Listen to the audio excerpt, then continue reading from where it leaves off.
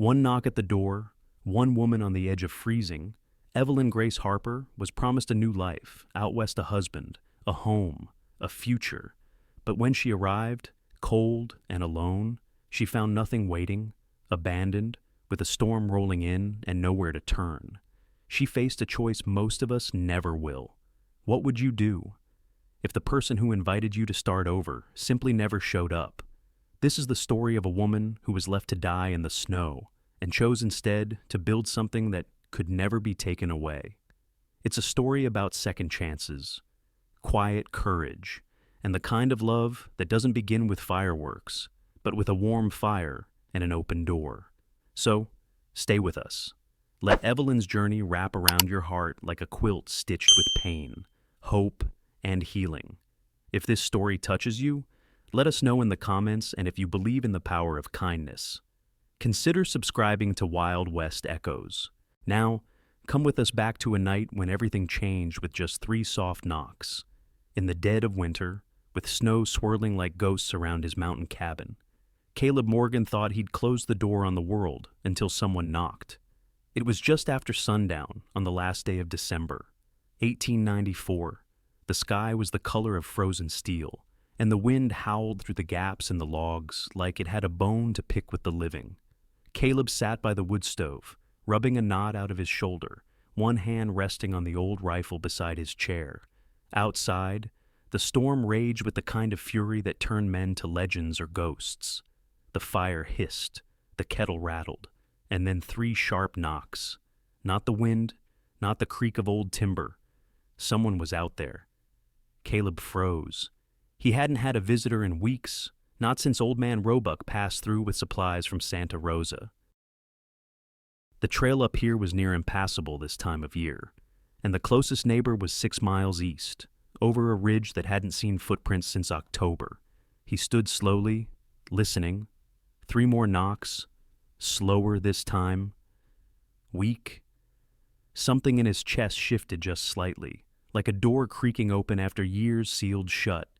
Rifle in hand, he crossed the room in 2 strides. The cabin door groaned as he unlatched it, bracing his weight against the wind as it shoved back with icy fists. Snow flurried in, and for a moment, he saw nothing but white. Then, through the blur, a figure emerged small, draped in what looked like a wet wool coat and a tattered shawl. A woman. She staggered forward, feet barely lifting from the snow. Her hands trembled at her sides, purple with cold. Her eyes, when they met his, were glassy and rimmed with frost. Caleb dropped the rifle. He reached for her just as her knees buckled, catching her awkwardly against his chest. She weighed hardly more than a sack of flour, and her skin was so cold it burned his palms. Her lips moved, cracked and pale. He leaned down to hear. "Don't leave me," she whispered. Then she went limp. He kicked the door shut with his boot, locking the storm back outside. The woman sagged in his arms like a doll, and for a heartbeat, Caleb just stood there, his breath coming in puffs, his thoughts racing nowhere. Then instinct took over. He carried her to the cot by the fire, brushed the snow from her shoulders, and peeled off the coat soaked through and stiff with ice. Her dress beneath was little more than muslin, torn at the hem, damp, clear through. He hesitated only a moment before wrapping her in 2 thick wool blankets and stacking logs into the stove until the cabin glowed. She didn't stir. Caleb crouched beside her, studying her face.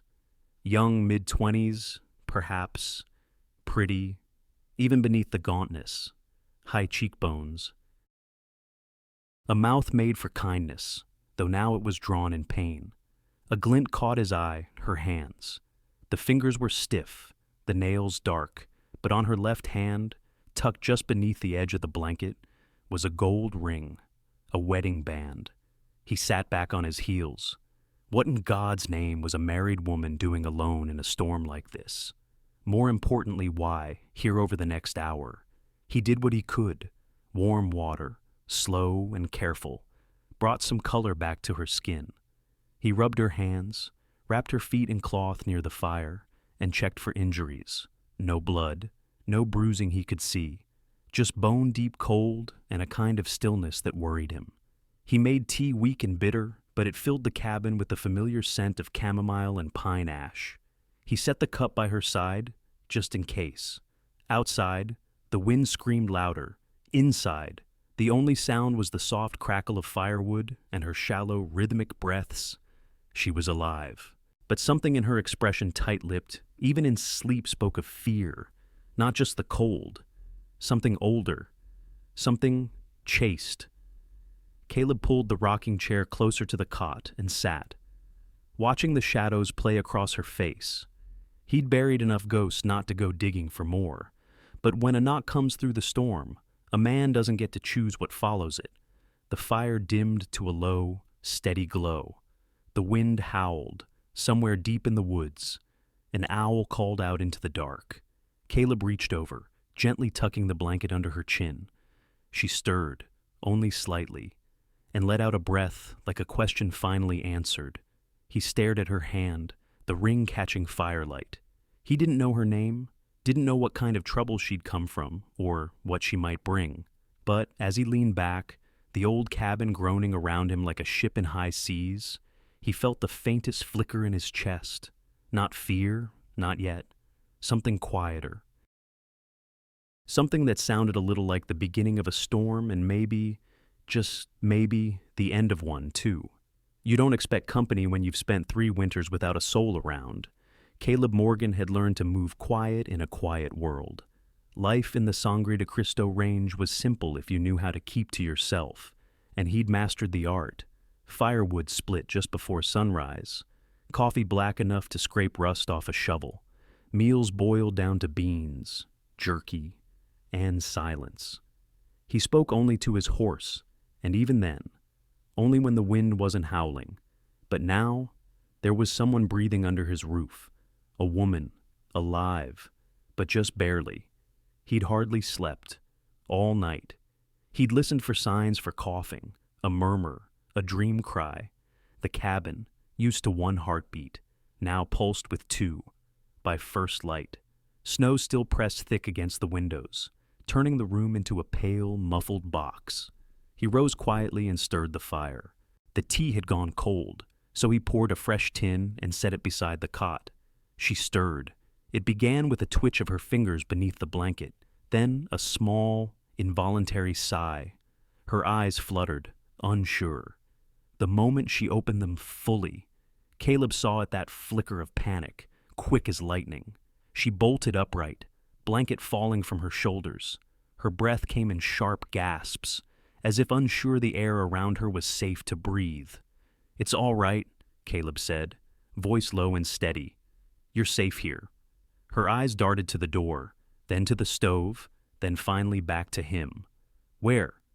Where am I?" "My cabin," he said, "near Red Ash Ridge." She blinked. Her mouth moved soundlessly for a moment. Then, New Mexico. Caleb nodded. The woman exhaled like she hadn't realized she'd been holding her breath. "I found you out in the snow." "You knocked?" he added. Her brow furrowed.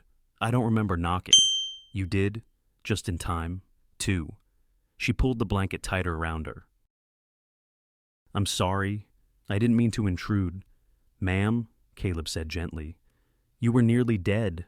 Ain't no intrusion about it." She looked away, embarrassed. Caleb could see her jaw tighten. He poured the tea and handed her the mug. Her hands trembled as she took it, fingers still red and raw. She sipped carefully, then closed her eyes, letting the heat settle. "Name's Caleb," he offered. "Caleb Morgan." She didn't answer right away. "I'm Evelyn," she said finally. "Evelyn Harper." A pause. Then, almost to herself, "Used to be?" Caleb didn't press. He'd seen that kind of weight before.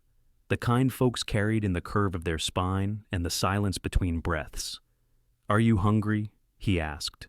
She hesitated. "Yes, but I can help. You don't need to do anything but sit. I'll get you something warm." He ladled leftover stew into a tin bowl and handed it over with a spoon. She ate slow, like someone who hadn't tasted real food in days but didn't want to seem greedy. Caleb watched her out of the corner of his eye. She was clean now, mostly dry, though her cheeks still bore the trace of frostbite. Her hair, dark chestnut, pulled back with a frayed ribbon, had begun to thaw, curling slightly at the ends. But it was her eyes he kept circling back to. There was something old behind them, not in age, but in experience. Like she'd already lived too much in too little time. When she finished eating, she set the bowl aside and glanced down at her hands. "I suppose you've got questions," she said quietly. Caleb shrugged. "Only if you feel like talking." Evelyn looked toward the fire. "I came out here to marry a man. We wrote letters. He sent money for the train." She swallowed hard. "But when I arrived in Santa Rosa, there was no one waiting. The marshal said he'd left town 2 weeks prior. Took everything with him. I waited 3 days at the depot before I started walking." Caleb's jaw tightened. "I figured I'd find work in one of the ranch kitchens," she continued. "But no one hires a woman traveling alone with no man to vouch for her. I was running out of options. And food," he added gently. She gave a small, bitter laugh. "Yes, that too." Her eyes dropped to her hand. The gold ring still glinted faintly in the firelight. Caleb noticed her staring at it. "You're married, I was supposed to be," she said, then slowly began to slide the ring from her finger. But halfway off, she stopped, looked at it, and slid it back on. "I don't know if I'm ready to let go of everything just yet," she whispered. Caleb didn't reply. He just nodded, once, and looked back at the fire. The storm outside had calmed, but something inside the cabin had shifted quietly, like a table being set for 2 instead of 1. He didn't ask her to stay, didn't speak of what came next. But when he poured 2 cups of coffee instead of 1, he noticed something in her face had softened. The corners of her mouth, maybe, or the way her shoulders no longer curled inward. They sat in silence, sipping warmth, while the wind outside began to forget their names. Sometimes, the things we don't say echo louder than words. The storm stayed for 3 more days. Thick, heavy snow piled against the cabin walls like God himself had no better place to put it. The wind quieted, but the world outside remained still and white, blanketing everything in a hush that only winter knows how to hold. Inside, life took on a slower rhythm, gentle, quiet, necessary.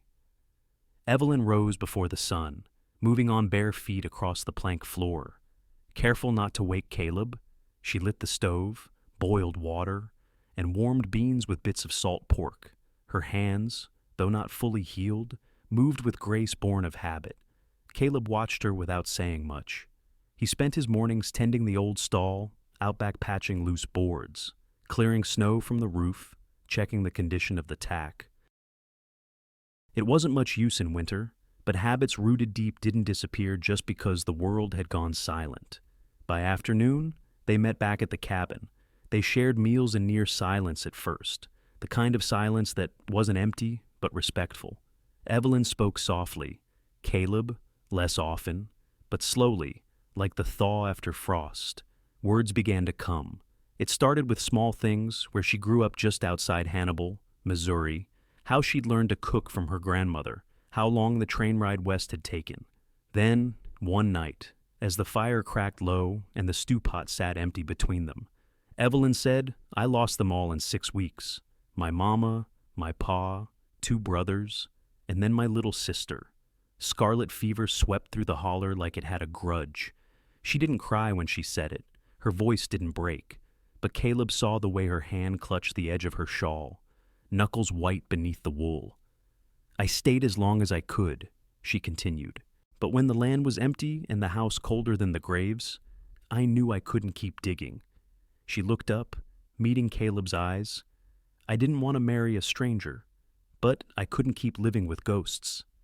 He didn't say anything, just nodded. The firelight danced between them like a third presence, silent, but bearing witness. Later, he spoke of Sarah. She liked sunflowers, Caleb said one night, stirring his coffee long after it had gone cold. Said they reminded her to look up, no matter what. He didn't tell Evelyn the whole story, not yet, but enough to share the shape of the loss, a baby who didn't make it to spring, a wife who never stopped crying afterward, a man who went to war just to stop hearing the silence. Evelyn didn't press. She listened the way some women pray, with still hands and an open heart. One evening, while Caleb was mending a saddle strap outside, Evelyn stayed in to clean the back room, the one Sarah used to call her reading corner. The books were still there, dust-lined and gently aging, their pages yellowed like parchment. She wiped the shelves, humming under her breath. That's when she found the journal. It had been tucked beneath a stack of sewing patterns and a box of broken buttons. The leather cover was worn, the corners softened from years of handling. There was no name on the front, just a small sunflower sketched in the corner with faint pencil lines. She sat down, curling her legs beneath her, and opened it. The handwriting was neat, loopy, unmistakably feminine. The first entry was dated June 1889. The baby kicked today. I swear, I felt it. Caleb didn't believe me, said it might have just been beans. But I know it was real.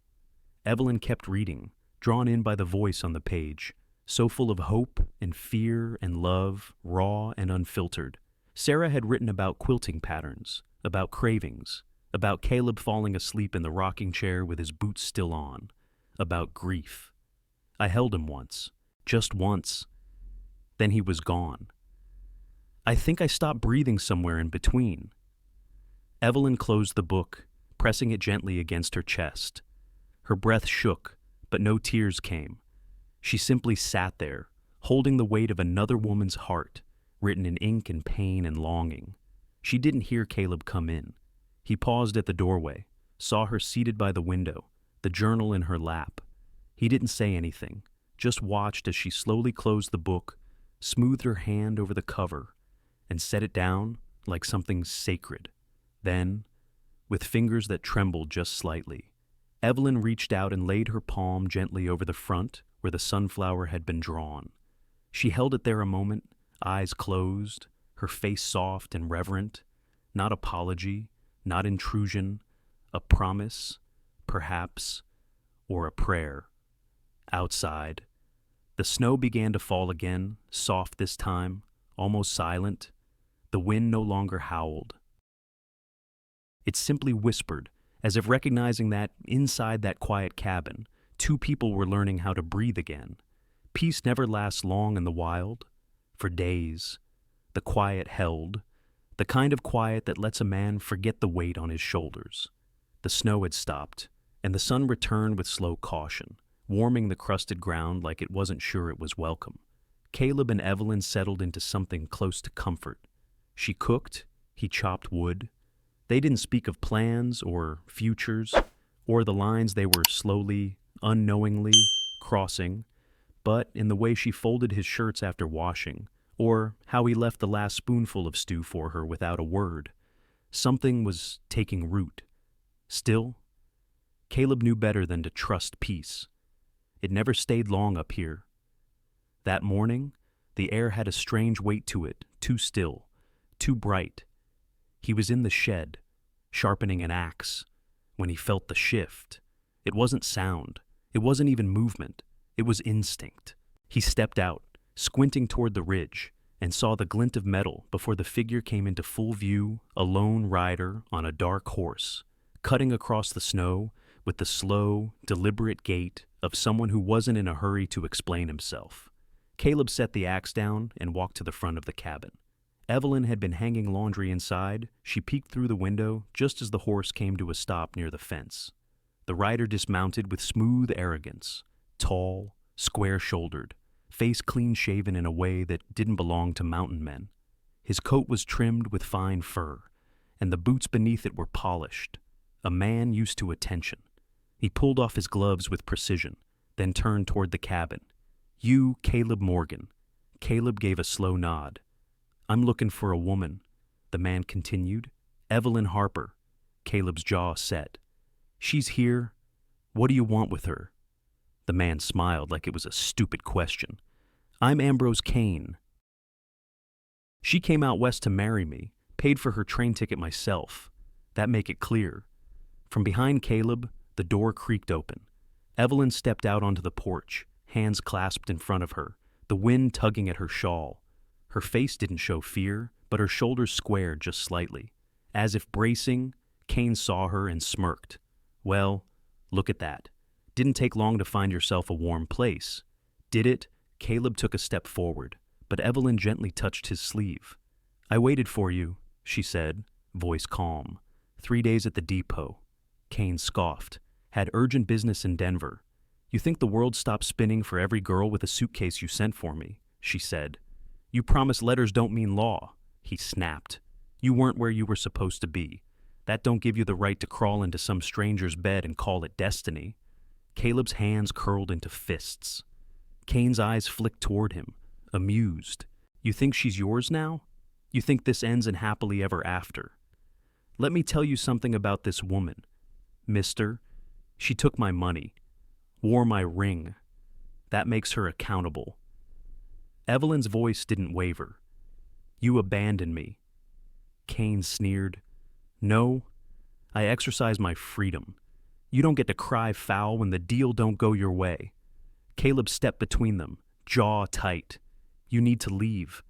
Kane ignored him, eyes still on Evelyn. I wired Marshall Hewitt, explained everything, fraud, misrepresentation, theft of personal property. That's ridiculous, Caleb said. Kane shrugged. Doesn't have to be true to cause trouble. Law'll come sniffing around by the end of the week. Let's see how much this mountain shack can protect her then. Evelyn stood her ground. You'd rather see me locked up than admit you ran. He tilted his head. I'd rather see liars learn their place. The air went still. And then Evelyn took one step closer. Her voice was low, firm. Then let the law come. Kane flinched just slightly, but it was enough. Caleb saw it. Evelyn saw it. She had found the one crack in his pride. She wasn't begging. She wasn't backing down. And for a man like Kane, that was a defeat he couldn't stand. He turned on his heel and mounted the horse in one smooth motion. You've made a mistake, he called. This doesn't end well for you. But Evelyn had already turned back to the door. Inside, the fire had dimmed. Evelyn went straight to the stove and added wood, her movements deliberate. Caleb watched her in silence for a long moment. You all right? He asked, voice soft. She nodded. He won't scare me back into silence. Caleb sat down in the chair near the fire. The air felt heavier now, thick with questions they hadn't wanted to ask each other yet. Evelyn poured water into the kettle. Her hands were steady. I won't run, she said again. Not this time. Outside, Kane's hoofprints carved a path through the snow, deep, dark, and straight. The only marks on the white earth. For now, in small towns, news travels faster than the wind, and judgment even faster. It started with a glance, the kind that lingers a moment too long at the general store, the kind where lips stay tight, but eyes say more than words ever could. Evelyn felt it the first time she stepped into Santa Rosa on her own. Caleb had gone to the smithy to barter for new hinges. She walked into the dry goods store, hoping only to buy flour and salt. Martha Quinn, the shopkeeper's wife, looked her up and down before offering a forced smile. You must be the lady staying with Caleb Morgan, she said, as she counted out change for another customer. I'm Evelyn, she replied softly. Yes, I am. The customer didn't even look at her, just grabbed his bag and walked out with a muttered, humph. At first, Evelyn told herself it was nothing. People in small towns were cautious, protective. She didn't expect warm embraces from strangers, but the second visit was worse. A woman at the counter whispered something to Martha. Evelyn caught only the word living and the edge of a smirk. Another muttered, not married. And then, quiet laughter. She left the store with the flour, but also with something heavier pressing on her shoulders. By the end of the week, she couldn't walk through the market square without hearing her name, though never spoken directly. Just enough to sting. She came out to marry one man, ended up with another. Funny how fast widows these days forget decency. She sleeps under his roof, don't she? That's all I need to know. It was the way they used her name, like it didn't belong to her anymore, like it had become public property. Rumor turned it inside out until even truth looked like a lie. Caleb noticed the change, too. "You all right?" he asked one evening, as she scrubbed the same plate for the third time. She nodded, but her lips were too tight. Later, at church. The answer was louder. They arrived early. Caleb hadn't been back since Sarah's funeral, but Evelyn wanted to try. She wore her best shawl and braided her hair. When they entered the little wooden chapel, the hush that fell wasn't reverent. It was cold. The pews filled in around them like water parting to avoid a stone. No one sat near. Reverend Pike gave a brief nod from the pulpit but didn't greet them afterward. Evelyn didn't speak on the way home. Caleb kept one hand steady on the reins, the other resting lightly on hers. But she didn't return the touch. That night, she sat up long after Caleb had gone to bed. The cabin felt different now, smaller, somehow, not unwelcoming, but not enough to keep out the voices that kept echoing in her mind. Then came the letter. She found it in the morning, tucked under a stone by the front step. The envelope was plain, no name. Inside, only a single sheet. "You don't belong here. Some women know how to keep their shame quiet. You might learn from them. Leave before the marshal makes you. No signature. Just a smear of ink at the bottom, like a thumbprint." Evelyn didn't cry. She folded the letter, placed it in the stove, and watched it burn. But something inside her, something that had fought through hunger and snow, and the bite of abandonment quivered. She waited until after supper. Caleb had gone to the shed to check the oil lamp. She moved quietly, careful not to make a sound as she packed only one satchel. Just the essentials. Her hands were efficient. She'd done this before. She paused at the bookshelf. Her fingers hovered over Sarah's journal, then pulled back. That wasn't hers to take. When she stepped outside, the moon was high, casting silver across the snow. Her boots crunched softly. The cold bit into her coat. And then, you weren't going to say goodbye. Caleb stood in the doorway, arms crossed, his silhouette outlined by the cabin's warm light. Evelyn froze. "I can't stay," she said quietly. "Why?" His voice was low, not angry, just tired. "Because some cowards left a note. Because I'm making things harder for you," she replied, eyes still on the snow. "You deserve peace. Caleb, you didn't ask for this." He stepped down from the porch. "You think I didn't know what folks would say? You think I care?" She turned to him, finally, her face lined with hurt. "You're a good man. They'll come after you next. You don't need to be dragged down with me." He was quiet for a long beat. Then he spoke gently, firmly. "You didn't drag me anywhere. Evelyn, I opened that door, I let you in. And I'm not sorry for a single damn day since—" The wind stirred between them, in her hand. The satchel slipped a little. He stepped closer. "You can leave if you want. But don't go thinking it's for my sake." She didn't move. The night wrapped around them, silent and expectant. Caleb reached out and took the satchel from her hand. Set it gently on the porch. "Come inside," he said. "It's cold out here." Evelyn looked up at him, really looked, and in that moment, the storm inside her quieted just enough to let something else rise. She nodded and followed him back into the light. Sometimes, the bravest thing a woman can do is ask to stay.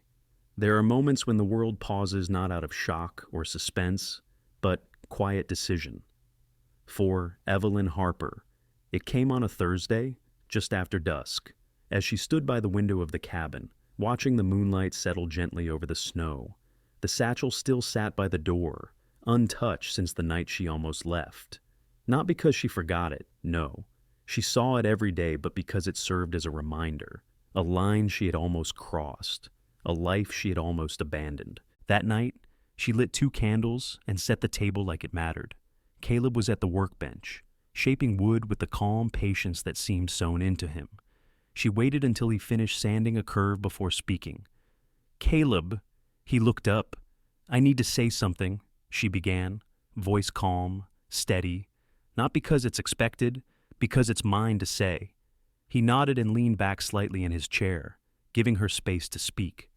I've spent so much of my life being carried by storms, loss after loss, decision made by others, doors closed before I could even reach them. And I've had enough of letting life just happen to me. She took a breath, her fingers lacing tightly in front of her. I don't need saving, not from the town, not from the past. I came here hoping for a future, but what I found was something quieter, deeper. Her voice softened, but didn't waver. I want to marry you, Caleb Morgan, not because of gratitude, or duty, or what others think. I want to marry you because when I sit beside you, the world stops spinning. For the first time, I feel chosen, not chased, not pitied, chosen. Caleb didn't move at first. He sat still, eyes on her not wide with surprise, but with something heavier, reverence, weight. I never thought I'd be asked that way, he said finally, his voice low and worn. He stood and walked to the mantel, pulling open the small drawer tucked beneath it. From inside, he removed a smooth strip of pine wood, notched and half-carved. I started this last week, he murmured, more to himself than to her. Didn't know why at the time. She watched him as he sat back down and began carving again. Soft, precise strokes. She didn't rush him. Minutes passed in gentle silence, the kind that holds no tension, only trust. When he was done, he held it up a wooden ring, shaped with care, etched with a single sunflower on the underside. The carving was simple, but deliberate. There were flaws, tiny grooves where the knife had slipped, but it was full of him. It's not gold, he said. I don't want gold, she whispered. He stepped toward her and took her left hand gently in his calloused palm. I got nothing fancy to offer, he said. Just this place, these hands, and the promise I'll never turn my back on you. She smiled quiet, genuine. That's all I've ever wanted. He slid the ring onto her finger. It fit perfectly, as if carved from the shape of her own soul. They didn't plan a wedding. There were no invitations, no white dress, no preacher, only the pine tree at the ridge the one Sarah used to love, tall and steady, bearing witness for another season of change. They waited until the clouds cleared and the snow laid still, like a fresh page waiting for ink. Evelyn wore a dress she'd mended herself, with a clean shawl wrapped tight against the chill. Caleb wore his best flannel, sleeves buttoned for once, boots newly oiled.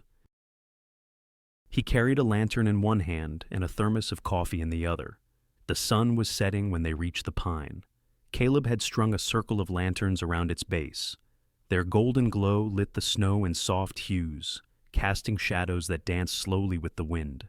They stood in the center, just the two of them. Caleb took her hands. Evelyn Grace Harper, he said, voice deep and certain. Do you choose to stay? Not out of need, not out of what the world expects, but from your own heart. She nodded, tears catching in her lashes. I do. I choose this. I choose you. He looked up briefly at the sky, where the first stars had begun to bloom. Then he nodded once, then by the quiet of these woods, the strength of this earth, and the promise between us. We begin. They didn't kiss right away. They just stood, foreheads touching, breathing in the same winter air, hearts pounding in time. Then, slowly, he leaned in. The kiss was soft, careful, not born of fire, but of steady flame. The kind of kiss that says we've survived too much to rush this. Later that night, back at the cabin, Evelyn took the lantern from Caleb's hand and set it on the bedside table. She turned toward him, her hair falling from its braid, her eyes shining not from tears, but from clarity. He was already waiting, boots off, shirt sleeves loose, eyes warm and steady. She reached out and took his hand, not to lead, not to follow, just to hold. They stood there, hand in hand, the cabin glowing soft behind them. Outside, the wind stirred the trees, but inside, the silence felt full, not empty. Evelyn smiled, not with hesitation, not out of politeness, but with the quiet certainty of a woman who had finally, truly come home. Heroism isn't always loud. Sometimes It's a woman running into smoke. The scent reached them before the sound did. Caleb was saddling the mule when Evelyn stepped outside, sniffed the wind, and went still. The sharp, bitter tang of burning pine clung to the air unnatural, out of place. A moment later, a shout echoed through the valley, carried by the wind, fire in the east ridge. They moved fast. Caleb grabbed blankets, Evelyn the medicine bag she hadn't opened in weeks. It wasn't until they crested the ridge that they saw the black column curling upward, angry and alive. It was the settlement, a small encampment of native families, tucked away in the valley beyond the forest line. They'd lived quiet for years, trading baskets, herbs, and winter pelts with the town folk who didn't fear what they didn't understand. Evelyn had met them once, during a trip with Caleb to barter for herbs. She remembered the children's faces, especially the youngest girl, quiet eyes and quick feet. Now, smoke swallowed their sky. As they neared the edge, Evelyn could already hear the chaos men shouting, children crying, the crackle of wood turning to ash. She didn't hesitate. Caleb, get to the far side. Start clearing a break, she yelled. I'll go in for the children. He opened his mouth to protest, but she was already gone, shawl flying behind her like a banner of war. She ducked beneath a half-fallen beam and into the center of the camp, where fire licked the edges of hide tents and smoke coiled thick around every breath. Her eyes stung, but she moved by instinct. The air was dense, the heat searing, but she listened for the smallest sounds, whimpers, rustles, coughs. Inside the smallest tent, she found 2 children twins, no more than 5, huddled beneath a wool blanket, eyes wide with terror. It's all right, she crooned, coughing. Come here, babies, I've got you. She wrapped them in the blanket and carried them out, one on each hip, as flames danced only feet behind her. Someone saw her. A woman screamed her name, then another called for help. Evelyn made 3 trips in, found a boy with a broken arm, a grandmother unconscious from smoke. She tore her apron into strips to make bandages, used melted snow to clean burns, gave orders with the authority of someone who had once stood between life and death and learned how to listen. By the time the fire was under control, her hands were raw, her throat hoarse, and her skirt scorched at the hem. She collapsed near the edge of the camp, leaning against a fallen log, catching her breath. Around her, families tended to each other, murmuring in their native tongue, some of them nodding to her with solemn gratitude. Then, soft and sudden, a small hand slipped into hers. Evelyn looked down. It was the quiet-eyed girl she remembered, the one from months ago. Her cheeks were smudged with soot, but her eyes were bright. "Mama Grace," the girl whispered. The word struck like a bell in the silence. Behind them, townsfolk had begun to arrive, ranchers, shopkeepers, even the blacksmith's wife. They'd heard of the fire, seen the smoke, and now they saw Evelyn, sitting among the embers, her hands dirty and blistered, one child asleep against her lap. They saw the girl call her Mama, and not a soul spoke, not in judgment, not in pity, only in reverence. The next morning, a wagon creaked its way up to the cabin. Evelyn was brushing the mule when she heard it. Caleb stepped out first, wary. It was Reverend Pike, and behind him, 2 boys' sons of the feed store owner led a pair of horses. Not just any horses, matched chestnuts, broad-shouldered and gentle-eyed, saddled, groomed. The Reverend cleared his throat. "Miss Evelyn," he said, not quite meeting her eyes, "some of us owe you an apology. We ain't always quick to see what's right in front of us." She said nothing, but her hands stilled on the mule's back. The town. "Well, it can be slow to understand," he continued, hat twisting in his hands. "But yesterday, you reminded us what courage looks like." He gestured to the horses. "They're yours. From the town, no papers, no debt, just a gift, a thank you, and maybe a start." Evelyn walked to the horses, resting her hand gently on the nearest one's neck. Its ear flicked toward her, curious but calm. She turned to the Reverend. "I didn't do it for thanks," she said. "I know," he replied. "That's what makes it mean more." The wagon creaked as they turned to leave. Caleb stepped beside her, watching the horses as they grazed the frost-tipped grass. "Well," he said, voice low, "looks like the town's talking again." Evelyn smiled, tired but true. "Let them," she said. "Let them talk." And this time, she didn't flinch from the sound. When a woman puts her hands in the soil, it means she's staying.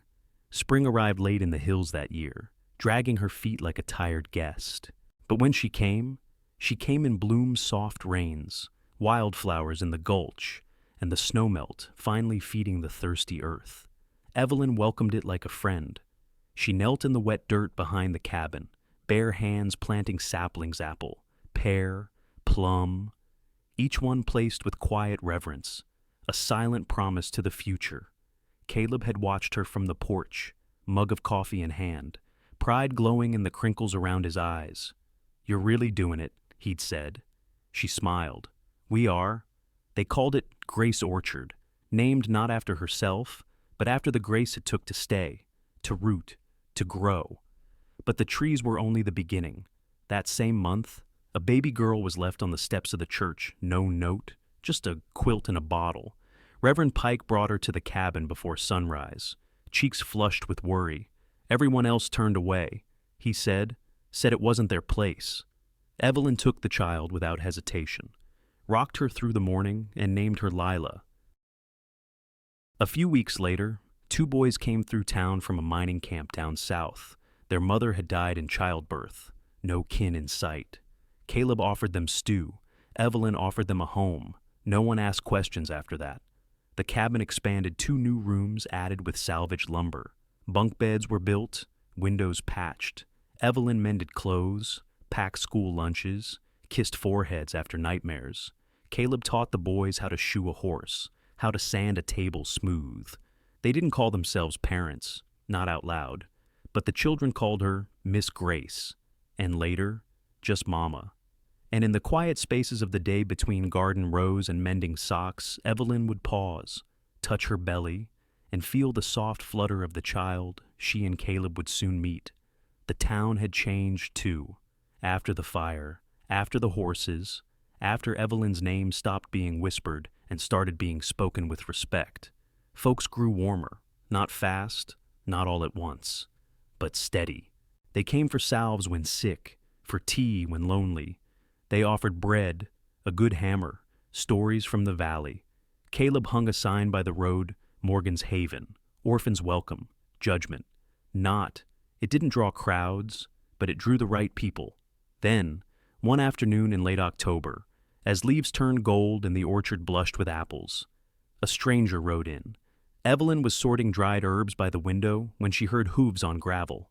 She stepped outside, wiping her hands on her apron. The man dismounted slow, older, lean, with a dust-worn coat and a face carved by wind and time. He held his hat in both hands.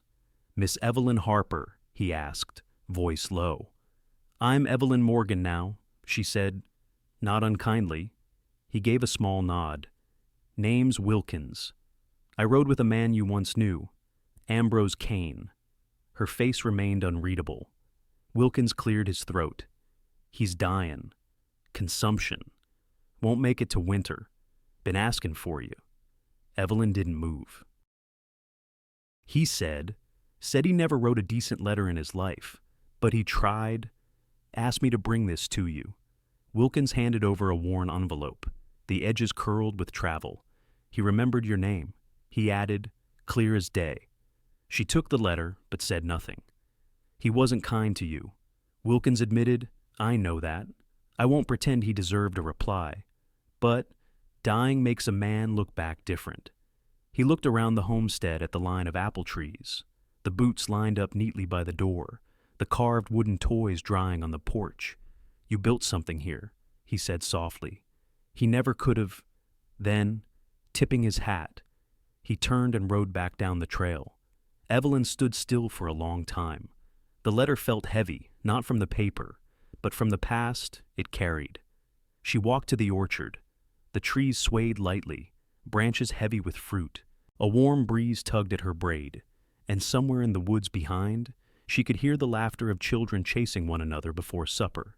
She reached the edge of the orchard and stood facing east, the direction from which Cain had once failed to come, the direction where her old life had ended. She held the envelope to her chest. Didn't open it, didn't have to. Some things, she realized, didn't need answers, just closure. The past had found her, not as a threat, but as a whisper. And this time, she didn't flinch. She simply stood, rooted and strong, her hands scented with apple bark and lavender, and let it pass.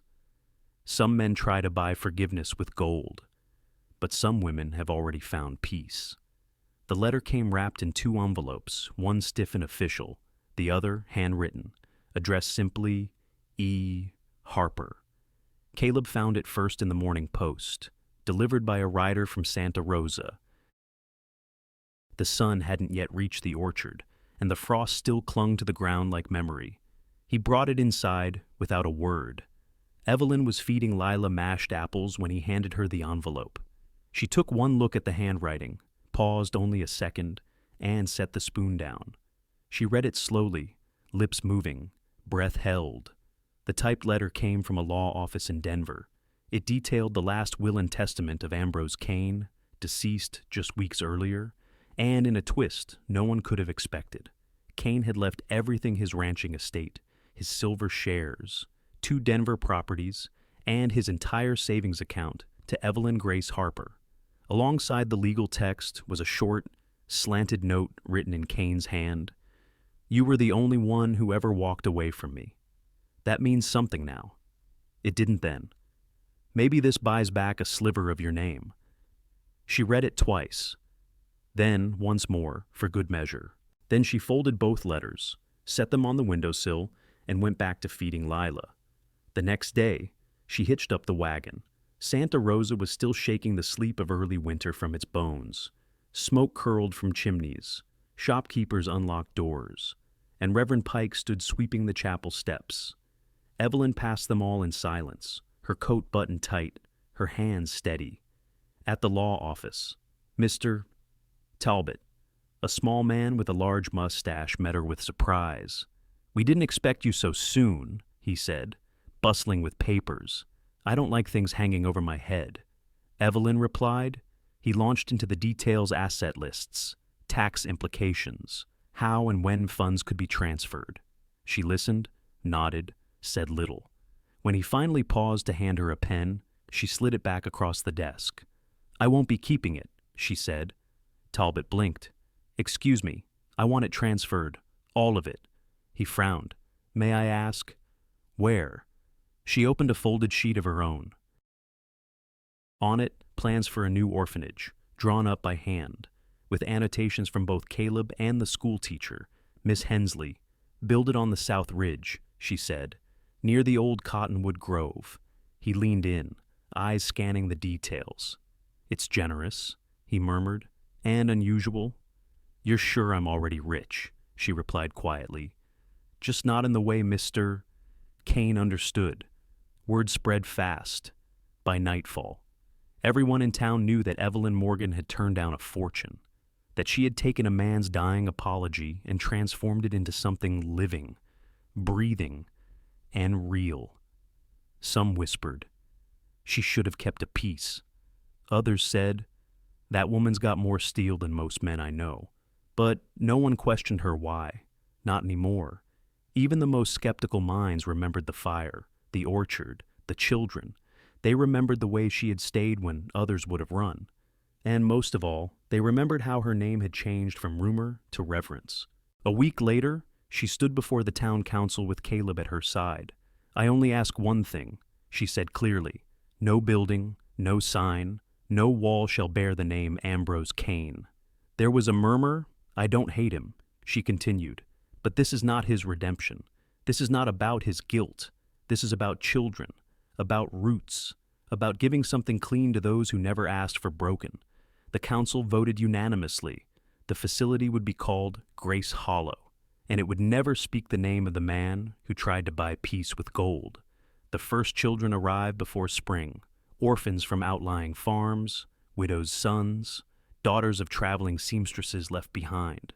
The orchard rang with new laughter, and the old stable was converted into a classroom. Evelyn taught the first lesson beneath the largest apple tree. The sunlight came dappled through branches. Books sat open in tiny laps, and a chalkboard stood balanced on a crate. Words matter, she said. They build more than buildings. One boy raised his hand. Miss Grace, did you build this place with money? She smiled. No, sweetheart. I built it with choice. Caleb stood by the fence, watching her read aloud from a weathered book of folk tales. Her voice, soft and measured, drifted across the orchard like music, and in that moment, surrounded by soil, she had turned, children she had chosen, and a future she had forged with her own hands. Evelyn Grace Harper, Morgan was, finally, exactly where she belonged. 5 winters later, the knock at the door is a memory, but the warmth inside still burns. The orchard stood bare again. Snow lay thick across the hills, burying the world in silence. Apple trees, stripped of leaves and waiting for spring, stretched their branches like quiet prayers against the sky. Inside the cabin at Morgan's Haven, the air was anything but still. Children's laughter echoed down the halls, one of the boys chasing his sister with a wool sock, another reading aloud from a book with more enthusiasm than accuracy. The kettle on the stove hissed gently. A stew simmered, the fire crackled, spitting little sparks against the hearth. Evelyn, now in her mid-40s, moved through it all with a kind of practiced calm. She no longer rushed, no longer startled. Everything had rhythm now. Peace didn't mean stillness, it meant belonging. And this cabin, this land, these children, they belonged. She passed Caleb at the table, where he was carving tiny birds from old scraps of pine. His hair had grayed at the temples, but the lines around his eyes had softened, not deepened. Beside him, Lila, now 10, was practicing her letters, tongue poking slightly from the corner of her mouth. Outside, wind pressed against the windows, soft but insistent. It had been snowing all day, another winter, another year. And Evelyn had long since stopped counting. The cabin had grown, so had the haven. They'd added 2 new rooms and a small schoolhouse out back. What began as an apple orchard and a promise had become a full-fledged home for children no one else would take. They arrived with bruises, or silence, or empty eyes, and slowly, under Evelyn's hands and Caleb's steady patience, they grew back into children again. She taught them letters, songs, and how to patch a ripped hem. He taught them how to sharpen tools, mend fences, and when to speak and when to simply be still. And in the back of the barn stood a storehouse, filled not just with grain and tools, but extra boots, blankets, baby formula, cloth, a place for wanderers, lost mothers, passing souls. No one was ever turned away, not after what Evelyn had once lived through. That night, snow blanketed the orchard in white. Supper was served early: cornbread, stew, and a pot of honeyed tea that warmed the bellies of every child. By 8 o'clock, most were in bed. Caleb tucked in the last boy while Evelyn stoked the fire and wiped down the long pine table. Then, just as she blew out the last lantern, 3 knocks, clear, solid, at the front door. The sound struck her like thunder in a memory. She stood still for half a breath, then turned. Caleb was already coming down the hall, eyes narrowed but calm. He didn't ask. He didn't need to. Evelyn stepped toward the door and opened it. There, standing in the snow, was a young woman. Her coat was thin, threadbare. Her hair was loose and wet from melting flakes. In her arms, wrapped tight in a flannel blanket, was a small child, cheeks red and hands uncovered. Evelyn didn't speak right away. The woman's eyes were wide, haunted. "I didn't mean to wake you," she whispered. I just didn't know where else to go. My husband left me in Amarillo, said he'd find work. It's been over a month. We ran out of food. I started walking west." She looked down, ashamed. "I was told there was a place where folks might still be kind." Evelyn stepped forward, slowly, like one might approach a frightened bird. She reached out, touched the woman's arm.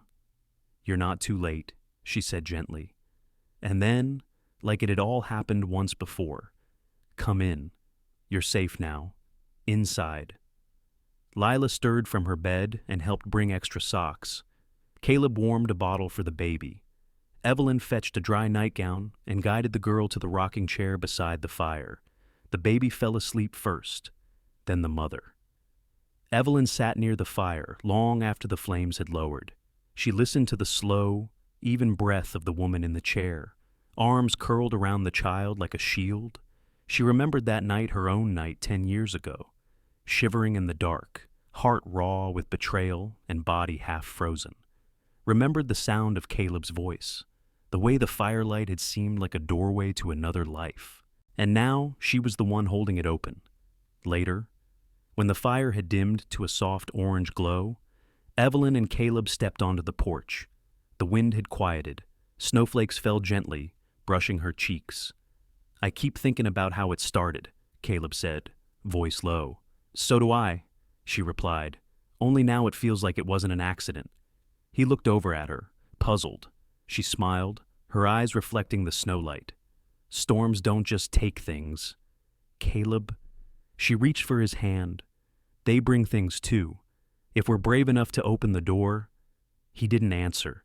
He just squeezed her hand back, and together, they stood watching the orchard sleep under the snow, while behind them, in a warm cabin filled with second chances, the fire still burned, and another soul had found shelter. In a world that often glorifies loud victories and flashy beginnings, Evelyn's story reminds us that real strength is quiet. That healing doesn't always come from being rescued, but from choosing to stay, to give, and to love when you've been broken. We're not always given the life we were promised. Sometimes we're handed pain, loss, or silence instead. But we still have the power to decide who we become afterward. Evelyn could have closed herself off, turned bitter, or walked away. Instead, she opened her door to strangers, to children, and to hope. In doing so, she became someone else's shelter, and her own. This story gently reminds us, you don't need to be wealthy to be rich. You don't need to be perfect to be kind. And sometimes, the storms we fear the most are the ones that lead us home. So if you've ever felt abandoned, overlooked, or forgotten, remember Evelyn, and remember that every knock at the door is a chance to be someone's light. Thank you for spending time with us today. If Evelyn's story touched your heart, please consider liking, sharing, and subscribing to Wild West Echoes. Every click helps us keep these forgotten stories alive, and maybe, just maybe, it helps someone out there feel a little less alone. Until next time, stay kind, stay warm, and keep the fire burning.